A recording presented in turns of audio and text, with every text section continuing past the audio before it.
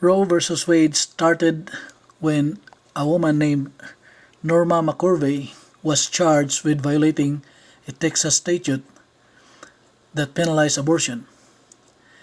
In this case, he would be known as Jane Roe to conceal his identity, and thus the case Roe versus Wade. Now, the decision had rendered the Texas statute unconstitutional, saying that during the first trimester of pregnancy, the woman has the right to decide whether or not to continue the pregnancy. The proponents of this doctrine about the woman's right of choice based it on the constitutional guarantee of life, liberty, and property. They also cited various cases that mentioned the freedom of expression, the freedom of association, and all of those constitutional amendments that has something to do with personal rights. They contended that the woman has a right of choice, and being covered by the due process clause, then the state cannot regulate it unless the state has a compelling reason such as public safety, public security, and all of those other bases of the exercise of the state police power.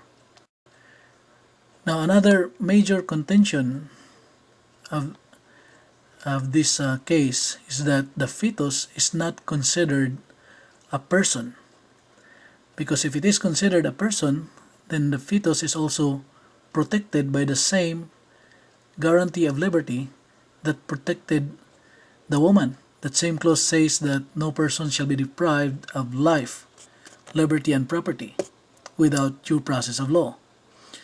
But according to the proponents, the fetus is not yet a person and therefore not protected by the same constitutional guarantee. According to them, the fetus will be covered by the protection when it reaches the period of viability, and that is when the fetus can be born and will live outside of the mother's womb. So in the first trimester of pregnancy, the woman could terminate the pregnancy and the fetus does not have any right to life. Now let's take this contention one by one. The women's so-called right of choice to abort a fetus is very hard to connect to the language of the constitutional provision that has been cited to support it. They have cited the freedom of expression, freedom of association, and most prominently, the due process clause, that no person shall be deprived of life, liberty, and property without due process of law.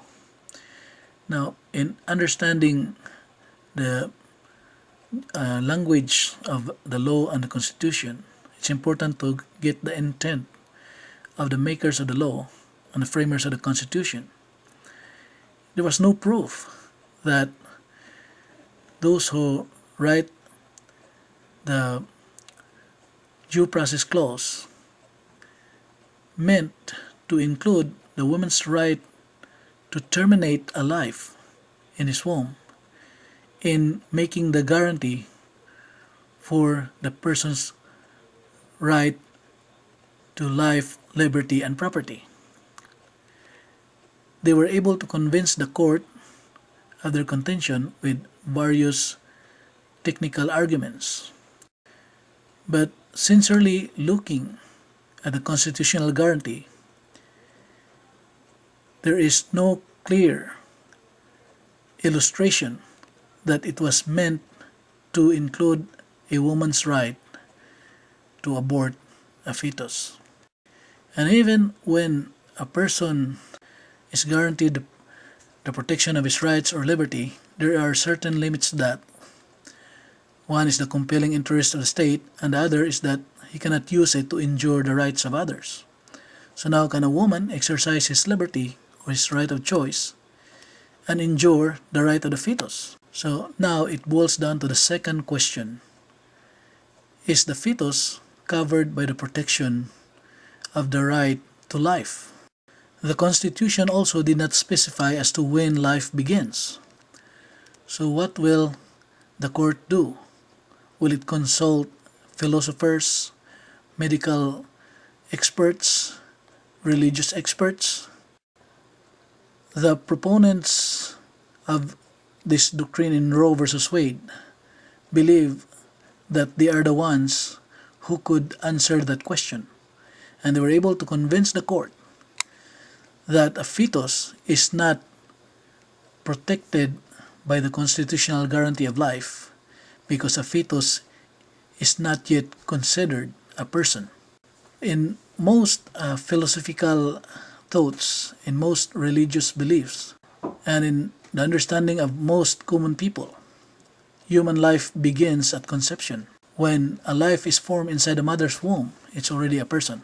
And in fact, in other unrelated cases and in most legal jurisdiction, a fetus in a mother's womb has certain rights. So for example, a person has an intercourse with a woman, and 2 weeks after the person dies. Later on, that fetus was born. Now at the time that the father died, there was no person yet. The fetus was just 2 weeks old because he died 2 weeks after they had intercourse. But then in most jurisdiction, that fetus who will be born later will become the heir. So how did he become the heir to his father when at the time that his father died, he has not yet existed? The law of succession passes property to persons who are already existing at the time of death. Well, the theory is that the fetus who was born later already has a personality in as far as succeeding the property of his father. The existence of a person in a fetus is recognized. But sadly, in the case of Roe versus Wade, fetus is not considered to be a person and not covered by the protection of the constitutional right to life. The arguments about the outcome of a child born out of a mother who is unfit is another subject and can be addressed as a political matter that will be handled by the public and the private sector. The important points here is the sanctity of human life. Whether you believe in God or not, there is a duty to protect the life of the unborn. By legal principle, by moral principle, by most religious principle, and even by the opinion of most common people, Roe versus Wade is wrong. This case must be overturned. The sanctity of human life, the person's right to life, which includes the fetus, the unborn right to live, cannot be outweighed, cannot be overcome by the so-called women's right of choice.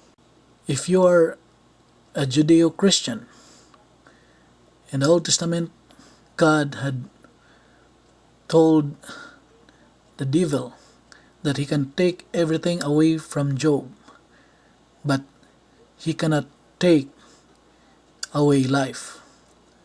So the Lord authorized the devil to take away everything, but did not authorize him to take away life. That only shows the importance of the sanctity of human life. And even if you are not a believer of God or not a believer of the Bible, there is that duty as part of the human race to protect the defenseless unborn fetus who could not argue for themselves.